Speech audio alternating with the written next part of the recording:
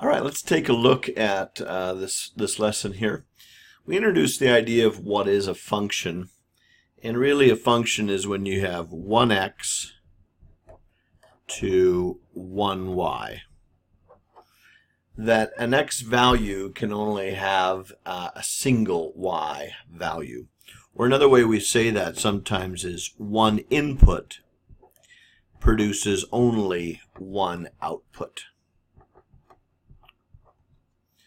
So a function, you've learned about them in algebra. That was the intention anyways.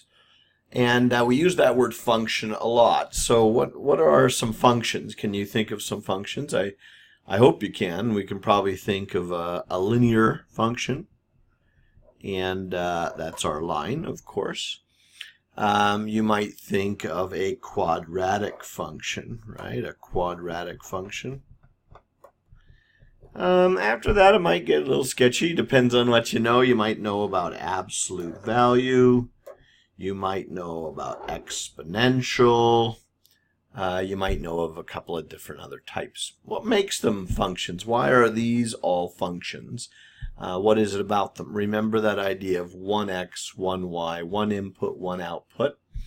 And so when we look at graphs, we're able to look at them and kind of determine what is or isn't a function. So if I'm looking at this one here, this is an exponential function.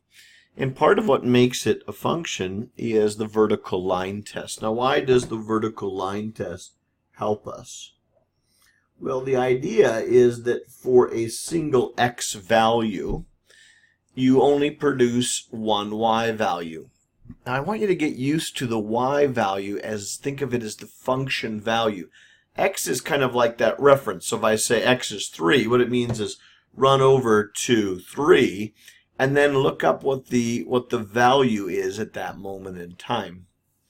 This guy, for instance, is not a function. That makes sense to you, doesn't it? Because the vertical line test would say for this x value, I would produce 2 values on the function, so it's a no-go. A table of values also is a way to represent functions, and as long as each x has one y, you're good to go. So 1 is 2, 2 is 3, 3 is 4, 4 is 5. Every x gets a y. Every x here also gets a y. Now, where some students get confused is they go, wait a minute, that guy got the same y. That's okay.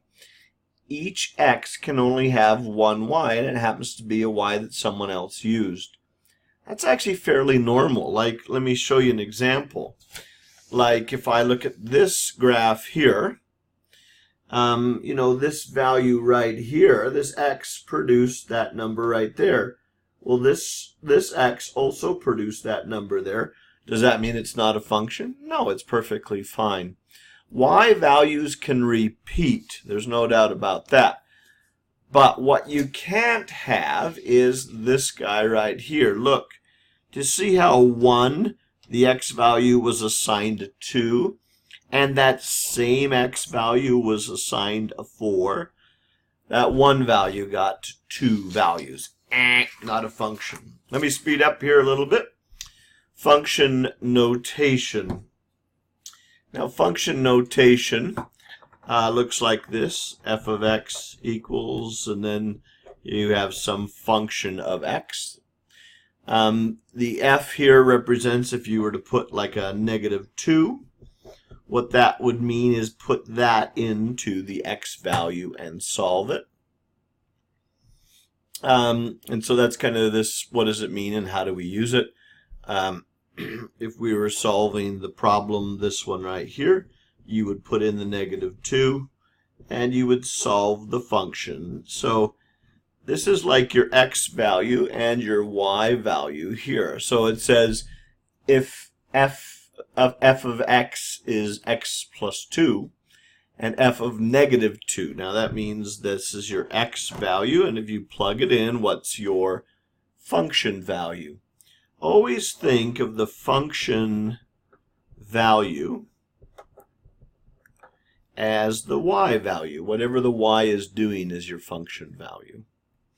And then just quickly, just to show you how we use that, and then we'll close the video here, is if you've got a function, and this is like an absolute value function, if I want to know what's going on at 0, well, what I'd do is I'd go to 0, and then I notice that it's at 1.